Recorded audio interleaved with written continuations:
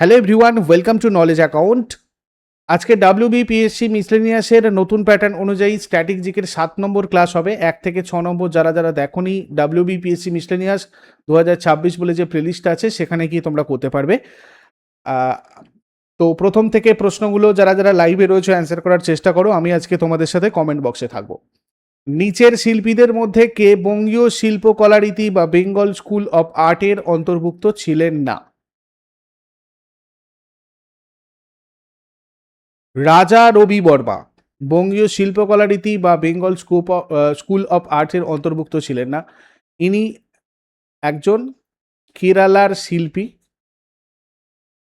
মনে রাখবে।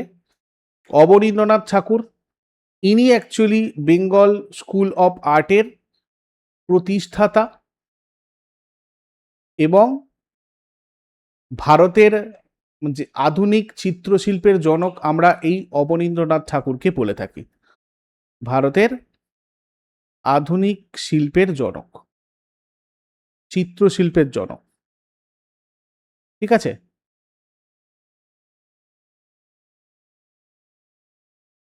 এই নন্দলাল বসু, ইনি আমাদের যে সহজ পাঠ, সেই সহজ পাঠের ছবিগুলো এঁকেছিলেন, এটা একটা ইম্পর্টেন্ট পয়েন্ট। আর সুনয়না দেবী হচ্ছেন অবনীন্দ্রনাথ ঠাকুরের বোন এবং আমাদের ভারতের প্রথম স্বশিক্ষিত আধুনিক নারী চিত্রশিল্পী। নেক্সট, রামচরিত কে লিখেছেন?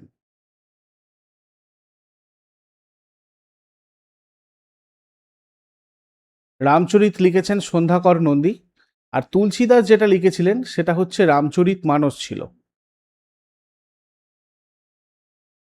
দেখো, সন্ধ্যাকর নন্দীর যে রামচরিত, এটা কিন্তু তোমাদের মানে তুলসীদাস লিখেছিলেন এবং এটা একটা দর্থবোধক কাব্য, মানে এটাকে বলা হয় শ্লেষ কাব্য,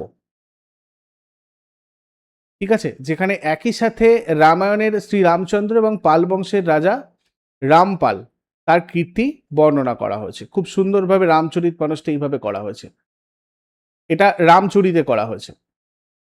আর রামচরিত মানস যেটা এটা করা হয়েছে সন্ধ্যাকরের রামচরিতে। আর রামচরিত মানস যেটা, এটা হচ্ছে তুলসী দাসের লেখা, ঠিক আছে। এই জায়গাটা আমি এখানে লিখলাম বলে ব্যাপারটা এটা ভাববে না, রামচরিত মানস কিন্তু তুলসী দাসের। আর এই যে দত্তবোধক বা শ্লেষ কাব্য, এটা কিন্তু সন্ধ্যাকর নন্দীর এই রামচরিতের কথা তোমাদেরকে বললাম, ঠিক আছে। এই গ্রন্থে যে কৈবর্ত বিদ্রোহের নেতা, সেই কৈবর্ত বিদ্রোহের নেতা দিব্য, তার কথাও আমরা এখান থেকে জানতে পারি। দিব্য বা দিব্যক। পাল রাজা দ্বিতীয় মহিপাল, এটাও নোট করে রাখো। পাল রাজা মহিপাল টু, তার সময় কিন্তু এই কৈবর্ত বিদ্রোহটা হয়েছিল। আর আমি যদি রামচরিত মানসের ব্যাপারে বলি, রামচরিত মানসটা তুলসী দাসের এবং এই রামচরিত মানসটা অবধি ভাষায় লেখা, এটা তোমাদের আসে অবধি ভাষায় লেখা। এবং তিনি আকবরের সমসাময়িক ছিলেন তুলসী দাস। আর কৃত্তিবাস ওঝা হচ্ছে আমাদের মানে কৃত্তিবাসী রামায়ণ, তিনি লিখেছিলেন কৃত্তিবাসী রামায়ণ, মানে বাংলা ভাষার প্রথম রামায়ণ যেটা, সেই কৃত্তিবাসী রামায়ণটা কিন্তু আমাদের এই কৃত্তিবাস ওঝার। এর পরের প্রশ্নে যাবার আগে সবাইকে বলে রাখি, যারা নতুন রয়েছে, ডাব্লিউবিপিএসসি মিসলেনিয়াসের অলরেডি প্রিলিমিনারি ফাউন্ডেশন ব্যাচ চলছে।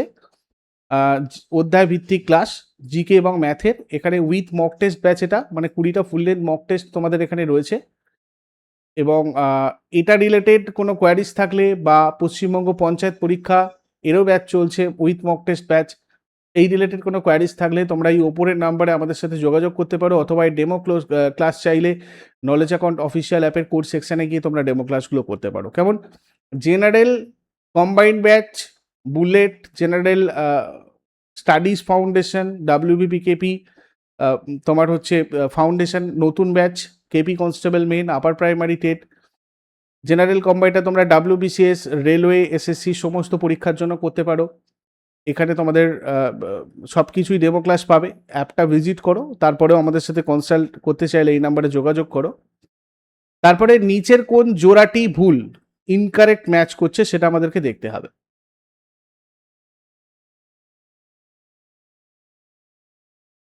দেখো এখানে পথের দাবি ভূদেব মুখোপাধ্যায় বলেছে। পথের দাবিটা অ্যাকচুয়ালি কার? শরৎচন্দ্র চট্টোপাধ্যায়ের। তো আমাদের ওই কারণে অপশন ডি হয়ে যাচ্ছে এখানে কারেক্ট আনসার। নেক্সট, সবে মুনিশে পজা মামা, এই উক্তিটা কার? অর্থাৎ সবাই মানে সব মানুষই আমার সন্তান, all men are my children, এটা সম্রাট অশোক বলেছেন। এটা প্রথম পৃথক, এটা একটা পৃথক কলিঙ্গলিপি ছিল। পৃথক কলিঙ্গলিপি কি সেটা আমি তোমাদেরকে ব্যাচেতে খুব সুন্দর করে বলে দিয়েছি। প্রথম পৃথক কলিঙ্গ শিলালিপিতে এটা পাওয়া গেছে। মানে কলিঙ্গ শিলালিপিটা একটু আলাদা ছিল, যেহেতু কলিঙ্গটা তিনি কলিঙ্গর সাথে তিনি যুদ্ধ করেছিলেন, রক্তগঙ্গা বয়ে গিয়েছিল, অনেক মানুষ মারা গিয়েছিল, তাই তাদের মানে সহানুভূতির জন্য তিনি কলিঙ্গতে একটু পৃথক শিলালিপি করেছিলেন। তো সেখানেই তিনি বলেছিলেন যে সব মানুষই আমার সন্তান। গৌতমীপুত্র সাতকর্ণী সাতবাহন বংশের শ্রেষ্ঠ রাজা, এবং আমরা নাসিক প্রশস্তি থেকে তার কথা জানতে পারি। আর এই পার্শ্বনাথ, ইনি হচ্ছেন আমাদের 23তম তীর্থঙ্কর জৈন ধর্মের। আর ঋষভনাথ হচ্ছেন প্রথম তীর্থঙ্কর, ফার্স্ট তীর্থঙ্কর, এবং জৈন ধর্মের প্রতিষ্ঠাতা। আমি বিপ্লব এবং আমি বিপ্লবকে ধ্বংস করেছি, এই বিখ্যাত মন্তব্যটি কে করেছিলেন?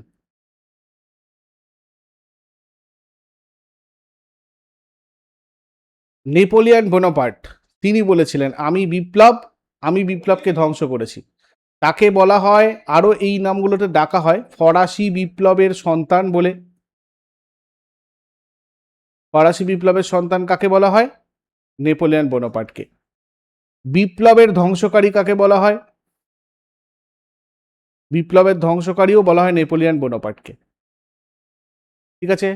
আর কোড অফ নেপোলিয়ান 1804 সালে চালু হয়েছিল, এটাও মনে রাখবে, নেপোলিয়ান কোড। ওয়াটারলুর যুদ্ধ, এখানে নেপোলিয়ান হেরে গিয়েছিলেন,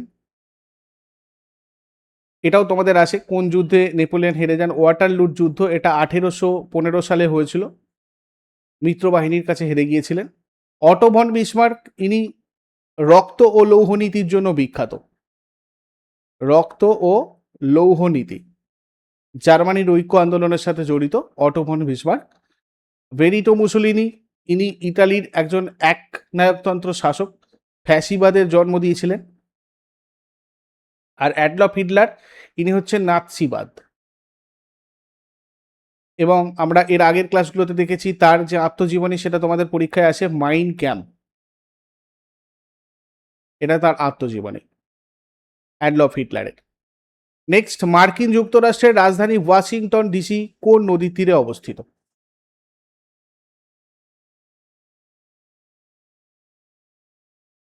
পোটোম্যাক নদী, পোটোম্যাক নদী তীরে ওয়াশিংটন ডিসি রয়েছে।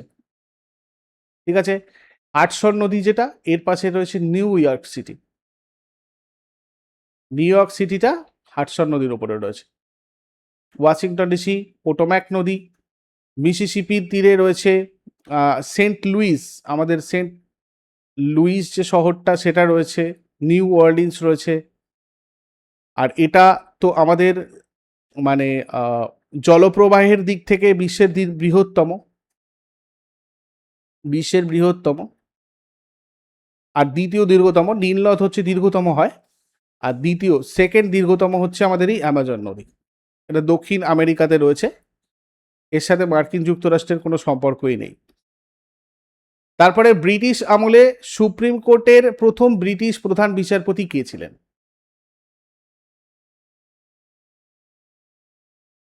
দেখো আমাদের ভারতে প্রথম সুপ্রিম কোর্ট কোথায় হয়েছিল? প্রথম সুপ্রিম কোর্ট ফোর্ট উইলিয়ামে, তাই তো, কলকাতার ফোর্ট উইলিয়ামে।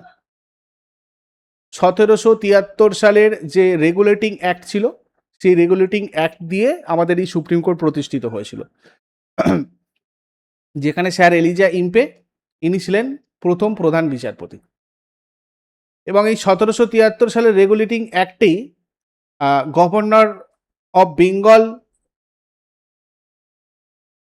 এই পদটাকে চেঞ্জ করে করা হয়েছিল governor general of Bengal. Governor general of Bengal এটা করা হয়েছিল।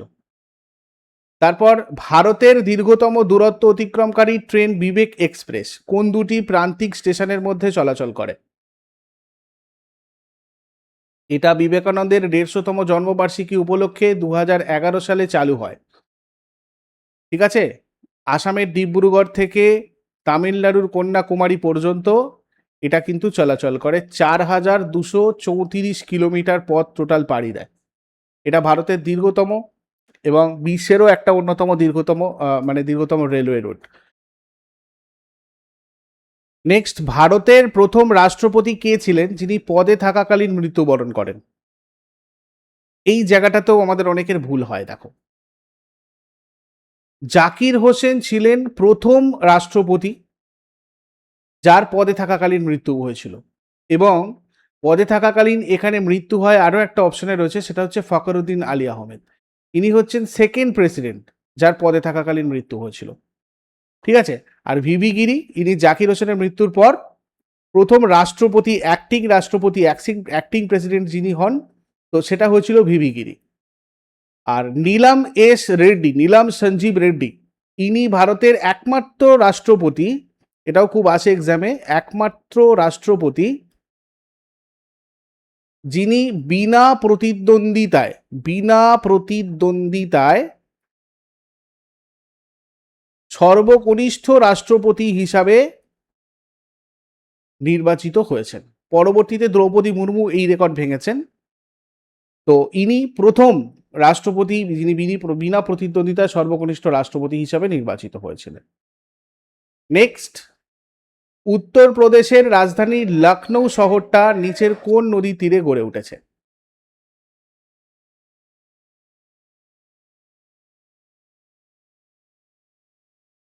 এটা গোমতী নদীর তীরে গড়ে উঠেছে। তারপর মরুভূমির মাটিকে প্রধানত কি বলা হয়?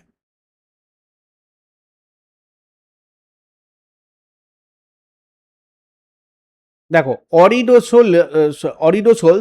অরিডিসোলস এটা হচ্ছে শুষ্ক আর মরুভূমি অঞ্চলে বৃষ্টিপাতের অভাবের জন্য এই মাটির সৃষ্টি হয়। ঠিক আছে, অ্যান্ডিসোলস এটা হচ্ছে আগ্নেয়গিরির ছাই থেকে তৈরি হয়, এটা অত্যন্ত উর্বর হয় এবং খনিজ সমৃদ্ধ হয় অ্যান্ডিসোলস। হিস্টোসোলস যেটা, এটা পিট মাটি নামে পরিচিত, জলাভূমি অঞ্চলে দেখা যায়। আর এই মলিসোলস যেটা, এটা হচ্ছে প্রেইরি তৃণভূমি অঞ্চলে এটা দেখা যায়, এটাও খুব উর্বর, অত্যন্ত সমৃদ্ধ মাটি। এরপরে ভারত আর ভুটানের আন্তর্জাতিক সীমান্তে অবস্থিত কোন জাতীয় উদ্যানটি একটি অবিচ্ছিন্ন নদী অববাহিকা দ্বারা যুক্ত এবং উভয় দেশেরই অত্যন্ত গুরুত্বপূর্ণ ব্যাঘ্র প্রকল্প, টাইগার রিজার্ভ? এখানে কি বলেছে? ভারত আর ভুটানের আন্তর্জাতিক সীমান্তে, তাহলে আমাদের কোনটা রয়েছে ওখানে? মানস জাতীয় উদ্যান রয়েছে। ঠিক আছে, কাজিরাঙা কোথায় রয়েছে? আসামে রয়েছে। কাজিরাঙা আসামে রয়েছে, এটা আমাদের ওয়ার্ল্ড হেরিটেজ সাইট। নামদফা রয়েছে অরুণাচল প্রদেশে, আর কাঞ্চনজঙ্ঘা এটা রয়েছে সিকিমে। এটা আমাদের ভারতের একমাত্র মিশ্র ঐতিহ্যবাহী স্থান, মিশ্র ঐতিহ্যবাহী।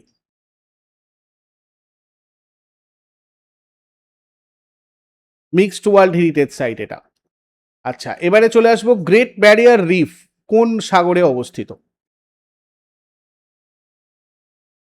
এটা মনে রাখবে, আমাদের বিশ্বের বৃহত্তম রিফ এটা,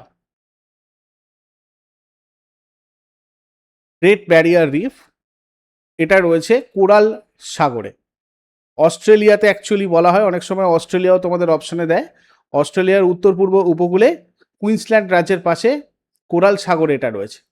এটাও 1981-এ একটা ওয়ার্ল্ড হেরিটেজ সাইট হিসাবে স্ট্যাটাস পেয়েছিল।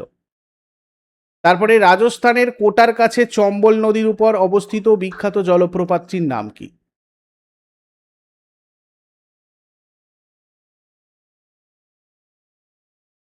এটার নাম হচ্ছে চুলিয়া জলপ্রপাত।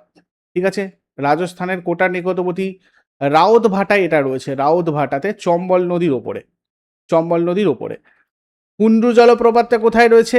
এটা ঝাড়খণ্ডের রাঁচি জেলাতে রয়েছে এবং সুবর্ণরেখা নদীর ওপরে রয়েছে এটা, সুবর্ণরেখা। জোনহা জলপ্রপাত, এটাও একই জায়গায় ঝাড়খণ্ডের রাঁচিতে রয়েছে। এটা হচ্ছে তোমার রারু নদীর ওপরে রয়েছে, রারু নদী। আর সাদনি জলপ্রপাত যেটা, এটাও ঝাড়খণ্ডে রয়েছে, শঙ্খ নদী একটা উপনদী, শঙ্খ নদীর এক ওপর এটা রয়েছে। ঠিক আছে, ঝাড়খণ্ডের গুমলা জেলাতে রয়েছে। এরপরে ব্রাজিলের অ্যামাজন অববাহিকা কোন জলবায়ু অঞ্চলে রয়েছে? যেখানে আমরা চারটের বৃষ্টি অর্থাৎ 4 o'clock রেন দেখতে পাই, 4 o'clock রেন এখানেই দেখা যায়। নিরক্ষীয় জলবায়ু অঞ্চল, 10 ডিগ্রি উত্তর থেকে 10 ডিগ্রি দক্ষিণ অক্ষাংশের মধ্যে এটা থাকে, অবস্থান করে এই জায়গাটা, নিরক্ষীয় জলবায়ু অঞ্চল। এবং মনে রাখবে অ্যামাজন যে অরণ্য, অ্যামাজন অরণ্যকে কি বলা হয়? তোমাদের পরীক্ষায় প্রশ্ন আসে, কাকে বলা হয় পৃথিবীর ফুসফুস? তো মনে রাখবে অ্যামাজন অরণ্যকে বলা হয় পৃথিবীর ফুসফুস। আর এই অ্যামাজন নদী বিশ্বের মানে বৃহত্তম নদী, একটু আগেও বললাম তোমাদের। আর দীর্ঘতম হচ্ছে নীল নদ, দীর্ঘতম নদী যদি বলে সেটা হচ্ছে আমাদের নীল নদ। সেই নীল নদের পরেই দ্বিতীয় দীর্ঘতম হচ্ছে অ্যামাজন। এরপরে সুলতানপুর পক্ষী অভয়ারণ্যটি কোন রাজ্যে অবস্থিত? সুলতানপুর পক্ষী অভয়ারণ্য এটা রয়েছে কোথায়? হরিয়ানাতে, হরিয়ানার গুরুগ্রামে রয়েছে। এটাও 2021 সালে রামসার সাইটের তকমা পায়, খুব গুরুত্বপূর্ণ। এবং 1991-এ 1991 এটা ন্যাশনাল পার্কের মর্যাদা পেয়েছিল। ডাক্তার সেলিম আলী, এনার নামটাও এর সাথে জড়িত রয়েছে। ইনি একজন আমাদের ভারতের বিখ্যাত পক্ষীবিদ। তাকে কি বলা হয়? বার্ডম্যান অফ ইন্ডিয়া বলা হয়।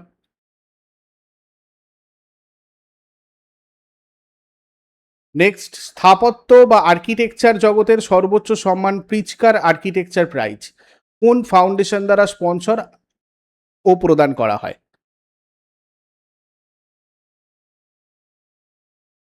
হায়াত ফাউন্ডেশন দ্বারা 1979 সালে শিকাগোর প্রিজকার পরিবার তাদের হায়াত ফাউন্ডেশনের মাধ্যমে এই পুরস্কারটা চালু করে। যারা স্থাপত্যবিদ্যায়, ঠিক আছে, স্থাপত্য বা আর্কিটেকচারে যারা যুগান্তকারী অবদান রাখে তাদেরকে দেওয়া হয়, আর্কিটেকচারদেরকে দেওয়া হয় এটা। এরপর ভারতের বিখ্যাত নৌ উৎসব সাংগাই উৎসব প্রতি বছর কোন উত্তর পূর্বাঞ্চলীয় রাজ্যে উদযাপিত হয়?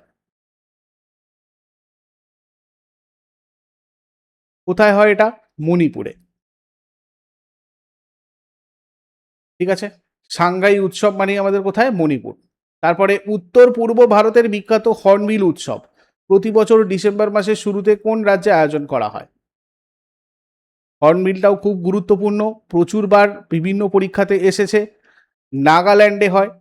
আর আসামের বিহু আছে, বহাগ বিহু, কাটি বিহু, মাঘ বিহু, এগুলো তো রয়েইছে।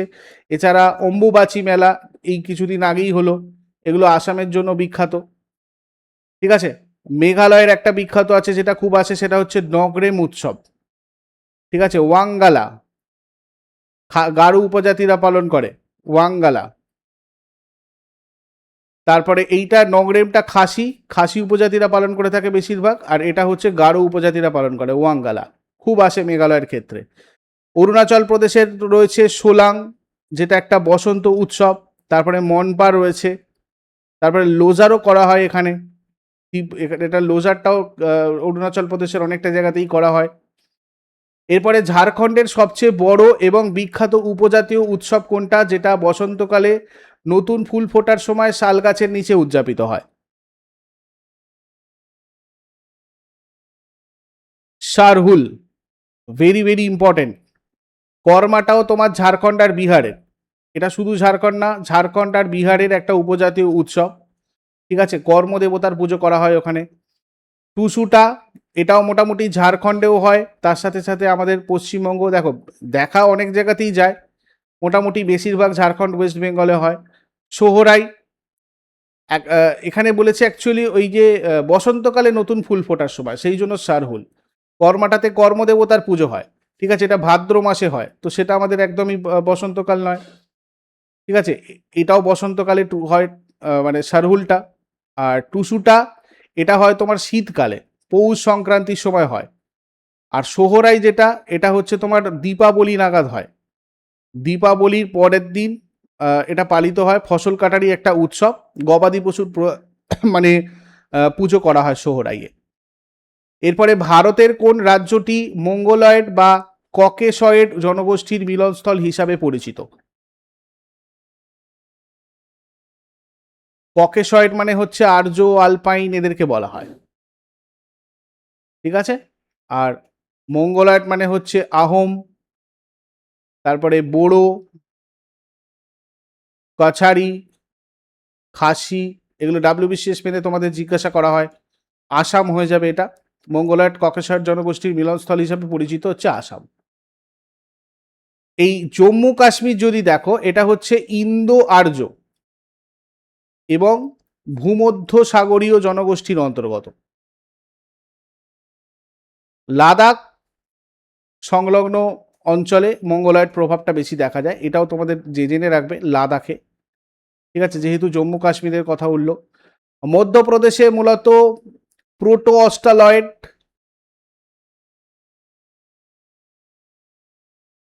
এগুলোর ডাব্লিউবিসিএস পেনে তোমাদের আছে, এবং তার সাথে সাথে ককেশয়েড জনগোষ্ঠীর সংস্কৃতির মিশ্রণ আমরা দেখতে পাই, ঠিক আছে। আর এটা দ্রাবিড়ীয় বা ভূমধ্য সাগরীয় জনগোষ্ঠীর প্রধান কেন্দ্রস্থল, মনে রাখবে। আর এখানে কয়েকটা পয়েন্ট একটু দেখে রাখো, এগুলো নিয়ে যখন আলোচনাই হচ্ছে, যে আমাদের ভারতের আদিমতম জনগোষ্ঠী কোনটা। আদিমতম জনগোষ্ঠীটা আন্দামান মানে নিকোবর দ্বীপপুঞ্জে দেখা যায়, সেটা হচ্ছে তোমার নেগ্রিটো, ঠিক আছে। এরপর চলে আসবো বিমুদ্রাকরণ। ডিমনিটাইজেশন হচ্ছে একটা দেশের মুদ্রানীতির অংশ, যার অর্থ জনগণের কাছে অর্থের যোগান হ্রাস করা। যখন কোনো দেশের সরকার বা কেন্দ্রীয় ব্যাংক, মানে আমাদের আরবিআই প্রচলিত কোনো নির্দিষ্ট মানে কোনো নোটকে পুরোপুরি তুলে নেয় বাজার থেকে, লিগাল টেন্ডার হিসাবে পুরো বাতিল করে দেয়, তখন তাকে ডিমনিটাইজেশন বলে। সহজ কথায় সেই নির্দিষ্ট পুরনো যে নোটগুলো বাতিল করা হচ্ছে, সেগুলো বাজারে আর কেনা বেচার জন্য চলে না, তো সেই জন্য কি হয়, মানে জনগণের কাছে অর্থের যোগান হ্রাসই পায়, তো বি কারেক্ট আনসার হবে। ভারতের সর্বপ্রথম জাতীয় আয় কে পরিমাপ করেন? সর্বপ্রথম জাতীয় আয় পরিমাপ করেছিলেন কে? দাদাভাই নওরোজি। এখানে আর একটা জিনিস আমাদের গুলিয়ে যায়, দেখো VKRV রাও, ইনিও জাতীয় আয় প্রথম পরিমাপ করেছিলেন, কিন্তু বৈজ্ঞানিক এবং আধুনিক পদ্ধতিতে। যদি বলে প্রথম বৈজ্ঞানিক এবং আধুনিক পদ্ধতিতে কে আমাদের ভারতের জাতীয় আয় পরিমাপ করেছিলেন, তখন আমরা বলবো VKRV রাওকে, আদারওয়াইজ দাদাভাই নওরোজি, ঠিক আছে। তারপরে ভারতীয় সংবিধানের 23 নম্বর অনুচ্ছেদ আর্টিকেল 23 কি, এটাতে কি ঘোষণা করা হয়েছে? মৌলিক অধিকারের মধ্যে এটা পড়ে, আমরা জানি মৌলিক অধিকার আমাদের কত নম্বর পার্টে রয়েছে? মৌলিক অধিকার রয়েছে পার্ট 3-তে। এর মধ্যে তো তোমাদের মনে আছে আশা করি সবার, যে শোষণের বিরুদ্ধে অধিকার, শোষণের বিরুদ্ধে অধিকার, এইটা আমাদের কত নম্বর আর্টিকেলে আছে? 23 আর 24-এ। তার মধ্যে 24-এ আছে শিশু শ্রম বন্ধ, শিশু শ্রম বন্ধর কথা বলা হয়েছে, এই জিনিসটা উল্লেখ করা হয়েছে মেনলি। আর 23-এ আছে হিউম্যান ট্রাফিকিং, ঠিক আছে, মানুষ কেনা বেচার ওপর নিষেধাজ্ঞা। তারপরে ভারতের সংবিধানে নারী ও শিশুদের সুরক্ষায় বিশেষ ব্যবস্থা গ্রহণের ক্ষমতা কোন অনুচ্ছেদে দেওয়া হয়েছে?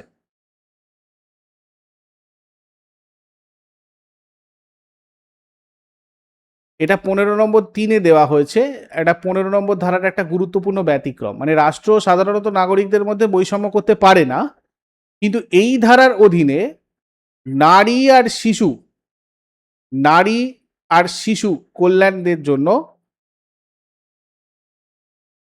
নারী আর শিশু কল্যাণের জন্য রাষ্ট্র তাদের বিশেষ সুবিধা দিয়েছে, যেমন পঞ্চায়েতে মহিলাদের আসন সংরক্ষণ, ঠিক আছে, শিশুদের জন্য বিনামূল্যে শিক্ষা, এই ধরনের জায়গাগুলো।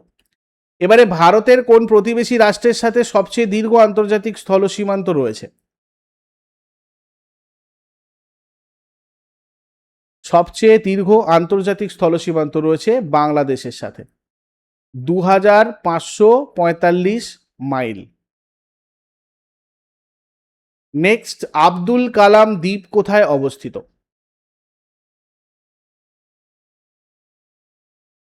এটা আগে হুইলার দ্বীপ নামে পরিচিত ছিল। এটা উড়িষ্যার পূর্ব উপকূলে রয়েছে। এখানে ইন্টিগ্রেটেড টেস্ট মিসাইল পরীক্ষার সুবিধা উপলব্ধ রয়েছে। তো এটা আমাদের বঙ্গোপসাগরই হবে, উড়িষ্যার উপকূলে যেহেতু রয়েছে। নিচের কোনটা ধাতু নয় এর মধ্যে?